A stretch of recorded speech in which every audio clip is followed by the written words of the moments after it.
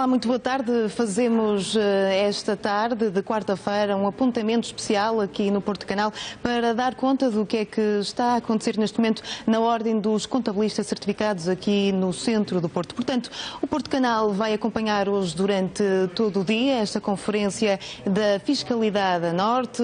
Durante o dia vai-se ouvir muito falar sobre impostos, sobre a região Norte e de que maneira é que se pode gerir, digamos assim, e usando as palavras puras e duras, melhor as verbas para que tudo possa funcionar na normalidade no que diz respeito à fiscalidade.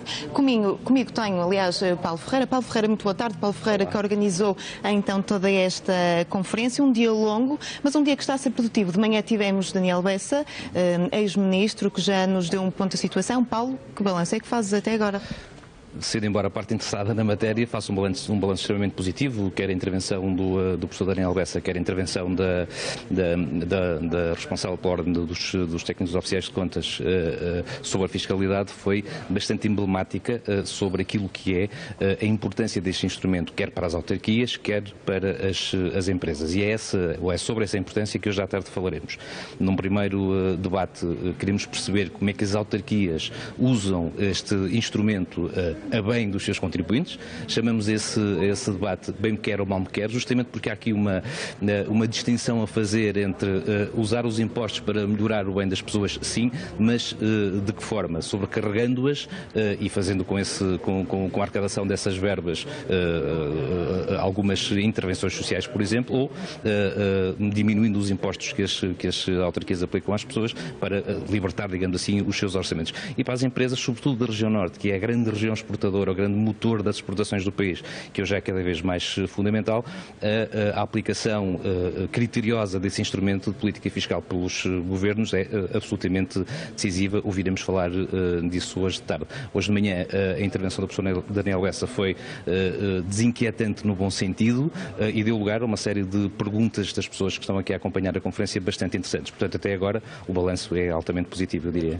Paulo, há um debate, não é? As pessoas vão podendo também fazer questões, porque é muito importante. Algumas pessoas consideram estes temas, aliás, da fiscalidade, da economia, um pouco torturantes, digamos assim, tendo em conta a situação do nosso país, mas é importante falar, não é, Paulo? E é importante, sobretudo, darmos passos na comunicação social a estes temas. Sim, isso é absolutamente fundamental. Isso é traduzir a tecnicidade, digamos assim, que está sempre por trás desta questão da fiscalidade para português entendível pelas pessoas. E é de resto isso que nós vamos fazer na sequência desta primeira conferência, que é o primeiro passo que damos numa parceria que fizemos com a Ordem dos Contabilistas Certificados, chama-se assim e não Ordem dos Técnicos Oficiais de Contas, isso era no passado, e em função dessa parceria, a partir de setembro, na nossa nova grelha, nós teremos todos os dias um espaço dedicado à fiscalidade muito virada para as pessoas. Aliás, a rubrica chamar-se-á Os Impostos e as Pessoas, e todos os dias teremos um técnico da Ordem a explicar-nos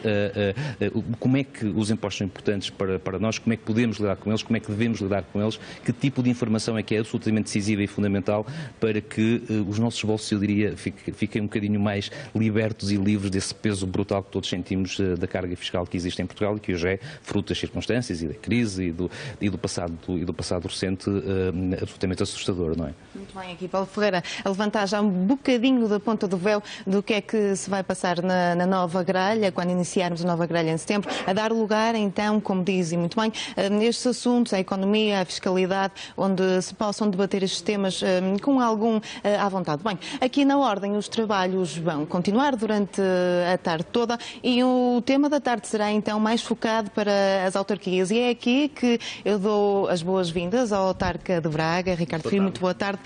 Portanto, autarquias, fiscalidade, economia, está tudo interligado. O que é que se espera do debate de hoje à tarde?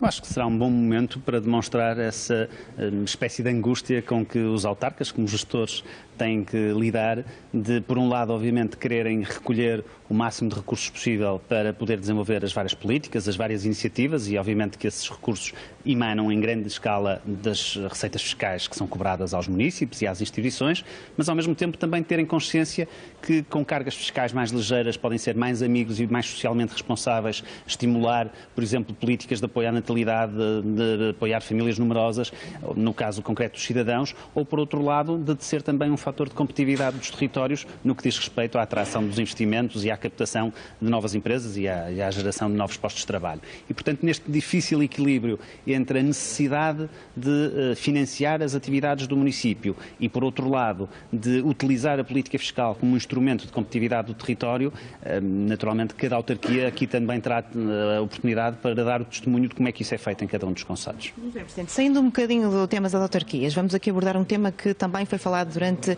esta manhã. Tivemos um painel que foi chamado Como Depenar o Ganso, e neste caso o ganso do Dr. Daniel Bessa apontou como sendo uma pessoa, por exemplo, da classe média que está sujeito a toda esta carga fiscal. Eu pergunto-lhe, doutor, em Portugal é difícil viver com esta carga fiscal, até porque o doutor também disse que bem, as pessoas que já têm uma certa idade já não podem optar por outra saída, mas bom, uma das opções seria emigrar, doutor. Acha que realmente é uma opção em Portugal?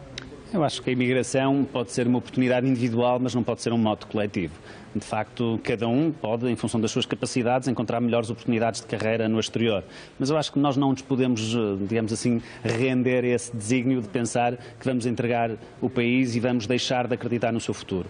E eu acho que, acima de tudo, é importante que possamos, como sociedade no seu todo, contribuir para um país que olhe pelos seus cidadãos, fazendo aquilo que é necessário fazer para que não tenhamos que depenar o ganso. Infelizmente, os nossos governantes, ao longo dos anos, nem sempre tomaram as medidas mais acertadas, às vezes com algum excesso de populismo e demagogia foram cantar um pouco aquela canção do mundo cor-de-rosa e tentar vender um mundo ideal que não é possível e, portanto, naquela lógica que há pouco falávamos da necessidade de convergir, de equilibrar as duas perspectivas entre obter recursos e fazer políticas mais amigas dos cidadãos, eu acho que também a nível nacional é importante perceber que nem sempre tudo é possível, que nós temos que gerir os recursos públicos também de uma forma bastante mais rigorosa e fazê-lo para não termos que sacrificar as populações. E, obviamente, que ao não sacrificarmos as populações, criaremos condições não só para um melhor desenvolvimento da atividade económica, mas também para que elas não tenham que ser, enquanto gansos, depenadas no futuro. Portanto, seria esta a mensagem que daria, por exemplo, a um jovem que está a começar agora a entrar no mercado, que arranja, por exemplo,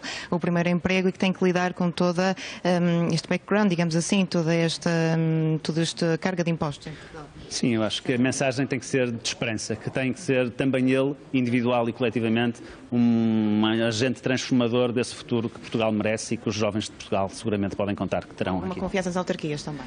Com muita confiança nas autarquias. As autarquias desempenham um papel fundamental, mais do que subsidiário. Eu diria que as autarquias desempenham hoje um papel fundamental no desenvolvimento dos territórios, na criação dessas mesmas oportunidades e eu acho que, por exemplo, os jovens de Braga podem sentir isso mesmo através daquilo que hoje tem sido feito pela Câmara Municipal.